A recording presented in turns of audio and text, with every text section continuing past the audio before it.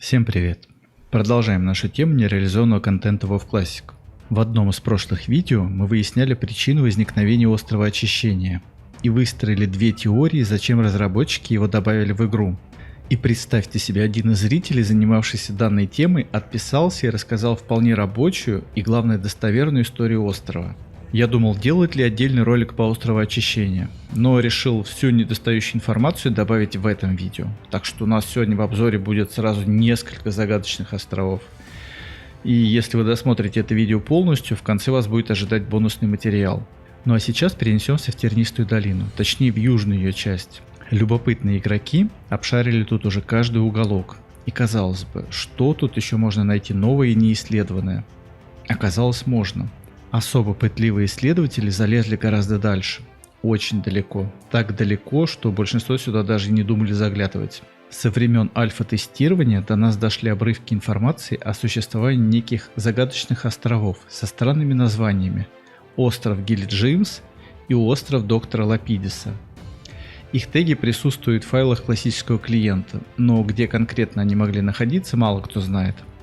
Упоминания о них сейчас едва ли остались, но если постараться, то можно найти. Чуть западнее Тернистой долины, если взять курс немного к северу от Пиратской бухты, находятся как раз следы исчезнувшей локации. Добраться до них теоретически можно, даже на официальном клиенте, но достаточно сложно. Если только шаман, имеющий все возможные ускорения и химию для скорости, успеет добежать по воде и, резнувшись после смерти от усталости, сможет добежать до места бывшей дислокации островов. Разработчики острова на релизе удалили, но следы, подтверждающие их наличие, остались. Наверное, подумали, кого сюда в это труднодоступное место занесет. Клиент альфа-версии WoW Classic сохранил много чего интересного. И представьте себе, на патче 0.5.3 эти острова присутствуют и дают возможность по ним прогуляться. Прежде всего давайте разберемся, откуда эти странные названия. Остров Гильджимс и остров Доктора Лапидиса. Кто эти замечательные герои, в честь которых назвали острова? Некоторые ролевые ресурсы считают, что острова назвали в честь гоблинов, их открывших. Вполне возможно, так и было задумано. Но более реальная версия сводится к тому, что названия были рабочими, и разработчики окрестили их так временно, пока не будет ясна их дальнейшая судьба. Почему я так думаю? Давайте заглянем в совсем дремучие дебри. Гораздо дремучее, чем альфа-клиент. У меня в распоряжении карта из дневника Джона Статса. Да, того самого дизайнера уровней, который работал в Blizzard на заре создания World of Warcraft и поучаствовал в создании много чего. В частности, Джон являлся автором подземелья Шаламанс. Он создавал прототип Каражана, увидеть который, кстати, тоже можно только на альфе. И основная его работа заключалась в оформлении подземелий небольших пещер, чтобы они приобрели уникальность и отличались друг от друга.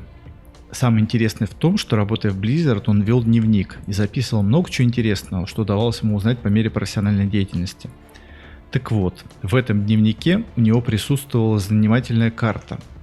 Карта подземелья, запланированных к введению в игру по мере развития вселенной World of Warcraft. План датирован 2001 годом, как раз за год до выхода Warcraft 3. Это, кстати, не самая старая карта, есть еще древнее, 99 года, и мы взглянем на ту карту тоже, чуть позднее. Давайте посмотрим для начала, что есть интересно на карте из дневника Джона. Конечно же, нас интересуют какие-либо отсылки к неизвестным островам в южных водах Тернистой долины. И бинго, есть остров по тем же координатам. Остров, на котором планировалось не что иное, как размещение подземелья. А судя по литере H, что скорее всего означает high, подземелье должно было быть высокого уровня. И называлось оно Зандалар. Для сравнения, похожие литеры присутствовали у всем известного Стратхольма, пещер времени и пещер Амберхорна. Пещера Амберхорна – одно из невведенных подземелий, к которым мы с вами еще вернемся в одном из следующих видео. Поэтому, чтобы не пропустить ничего интересного, обязательно подписывайтесь на канал и ждите новых подробностей о скрытом контенте ванилы. А пока не будем отвлекаться. Так значит, Зандалары. Как вам такое? И это не просто столица, как было добавлено в сюжете Battle for Azeroth, а подземелье. Возможно, рейдовое. Даже невозможно, а точно рейдовое, поскольку у ранней версии WoW Classic не было высокоуровневых инстов на 5 тел. Практически все они были рассчитаны на 10 или 15 игроков. Вот с какой угрозой должны были столкнуться герои, оказавшись на этих островах. Довольно неожиданный поворот событий, неожиданный и странный. Почему зандалары? Я привык видеть зандаларов как нейтральную расу, дружественную к Альянсу и Орде, которой мы помогаем свергнуть власть бога крови Хакара и его последователей.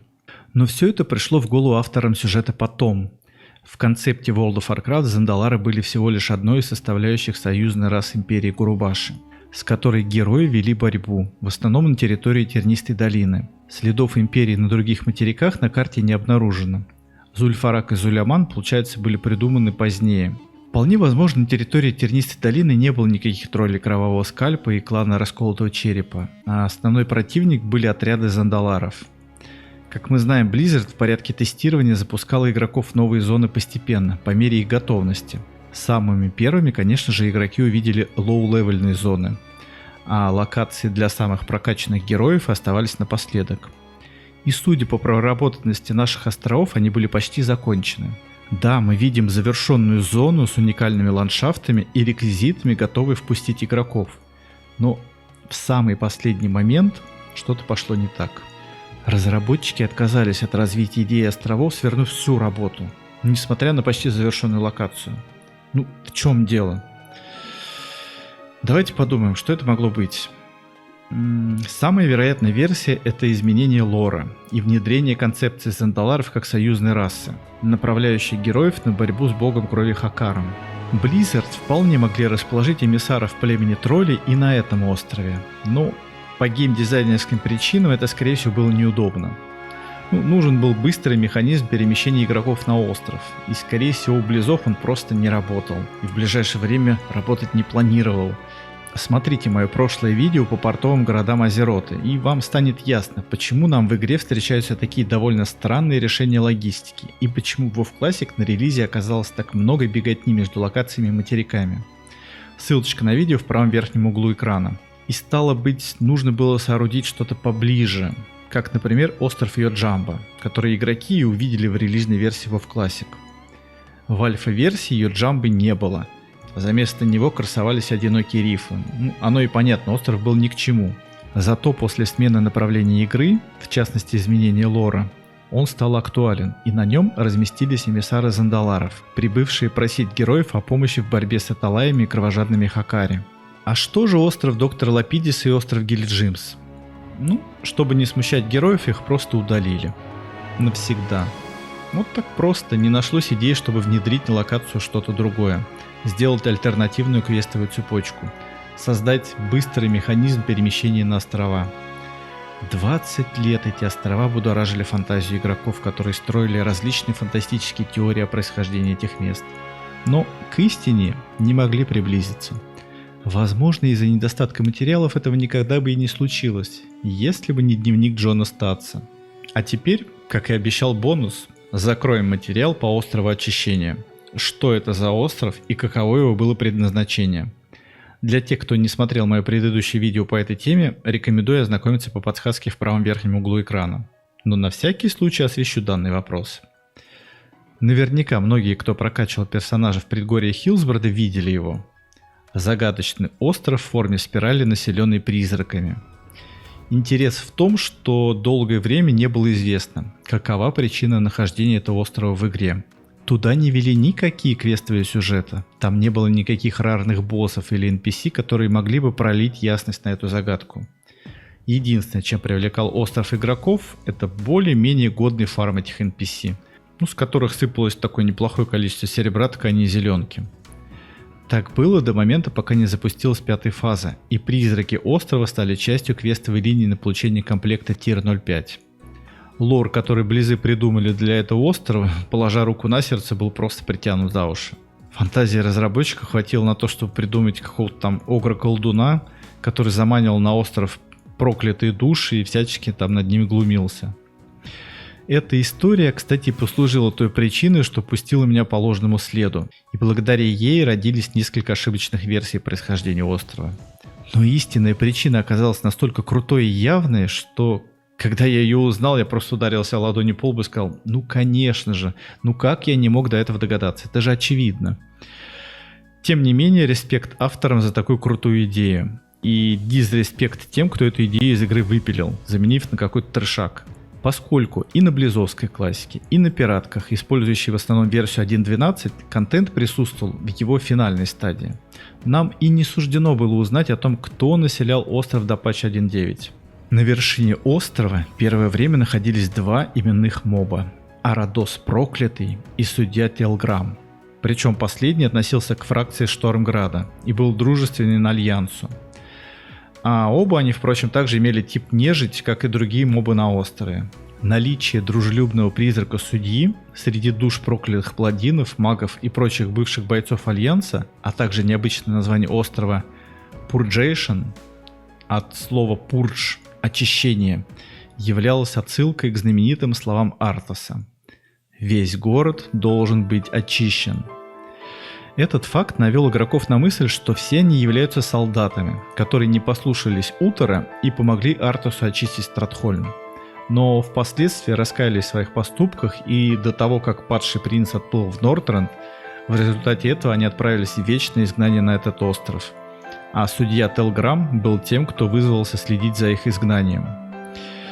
Впоследствии все население острова погибло. Непонятно, то ли от чумы, то ли от угрызения совести.